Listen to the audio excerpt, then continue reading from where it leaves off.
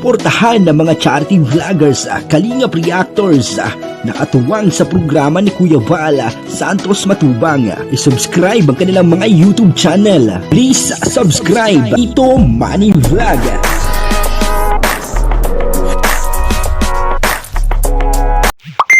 Po, katabi po natin ngayon si Sagap TV at interviewin po natin tungkol po sa kanyang buhay-buhay. Sagap TV, di ba, nagcha-charity ka. Ngayon, marami nakakakita, nagtitinda ka ng Delight. Ano ba, ang katanungan ng iba, ano ba daw, tuminto ka na ba daw sa charity? Tuloy-tuloy pa rin yung pagtulong natin. Hindi naman pwede mahinto. Kumbaga, nagtatrabaho ka lang, pero yung pagtulong, tuloy-tuloy pa rin. Yung mga beneficiary mo, nandiyan pa rin. Pero, hindi naman talaga 100% na mababalikan natin talaga. Kasi depende kasi yan sa kinikita natin. Yun, naisipan natin pumasok dito dahil ito na lamang yung paraan na kumita tayo kahit papaano, kahit kunti. At makaipon ng incentive, maitulong natin sa mga babayan natin. Siyempre, magastusin pangunahin sa bahay, gaya ng mga maintenance, gamot, lahat po. Ayan, tapos about sa kakitaan sa revenue, sa YouTube, as in wala po talaga. Yan. Tapos sa Facebook is rejected tayo. Yun, marami sa atin mga negatibong mga naririnig about sa ating pagtulong kahit sa mga private message sa ating Facebook page na tayo daw ay pinagkakitaan lang daw natin yung mga mahihirap. Tayo lang daw yung nanginginabang, which is na nagkakamali po sila. Yan, aklaruhin po natin. Marami pong namamatay sa maling akala. Kasi akala daw nila, marami tayong pera. Sa totoo lang talaga, hindi naman po talaga payamanan or ano po ang estado ng buhay para makapagtulong ka sa kapwa. Wala naman pong specific na sinabi sa Biblia na sabi na kailangan ang mayaman daw ang tumulong. Hindi, ang sinabi ni Jesucristo, ganito yun, na kung sino daw maghingi ay bigyan. Yun ang sinabi. Yun.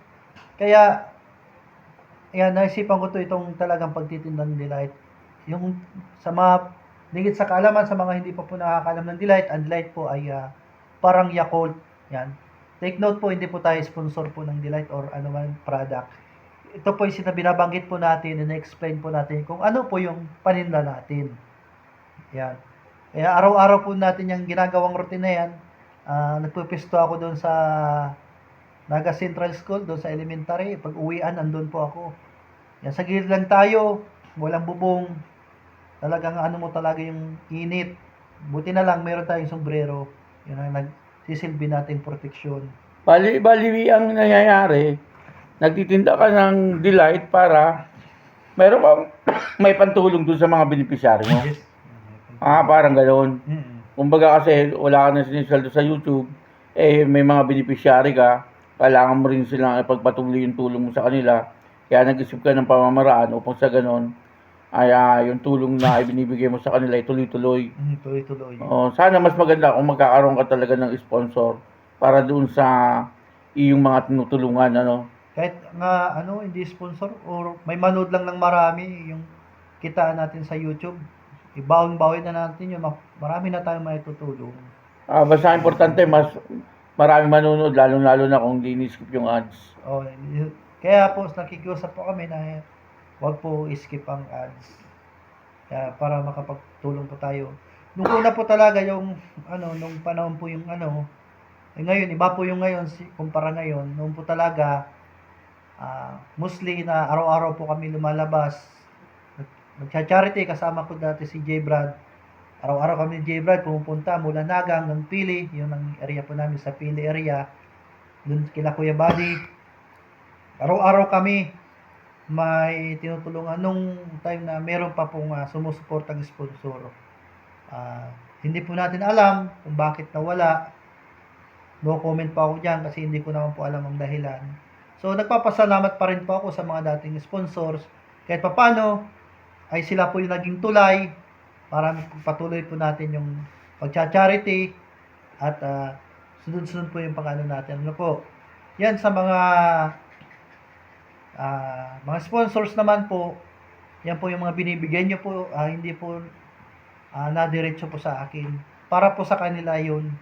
Kaya naman, nagiging transparent po tayo. Pinapakita natin sa ating mga videos na ganito yung nagastos po natin, ganito po yung ibinigay po natin.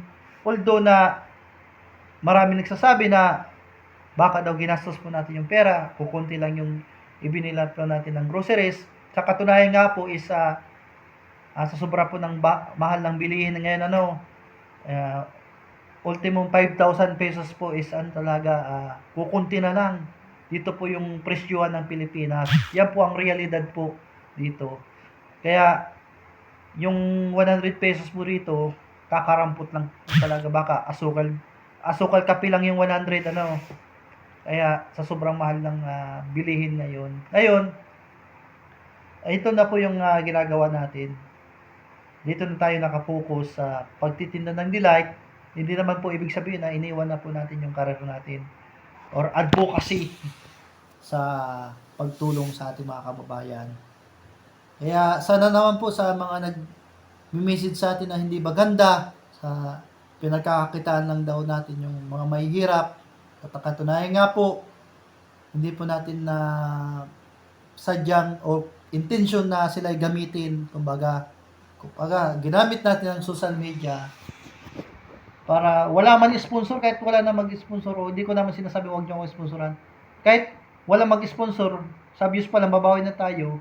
May sa ads, pamagitan ng no skip ads, doon tayo kukuha ng pangtulong. Siyempre, hindi naman tayo ipokrito. Siyempre, may kanya-kanya din tayong gastusin sa bahay, gasolina, saka Ayan, yung kalahati po ng sahod natin, yun din pangbigay natin.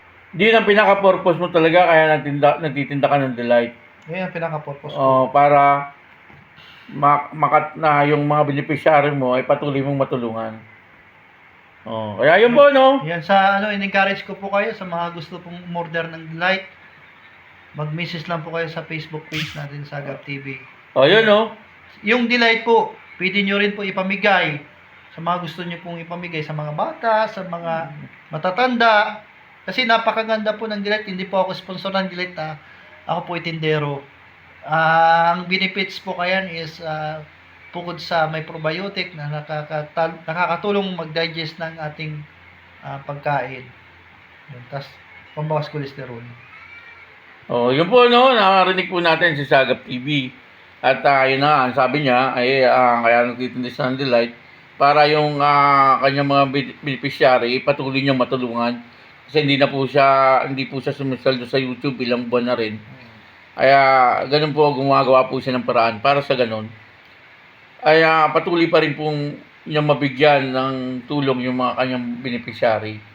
Kaya yun, maraming salamat po sa kay Sagap TV sa pag-interview natin sa kanya sa araw na ito. At ako po si Tito Manny Vlog na nagsasabing God bless you all. Diyos mabalos.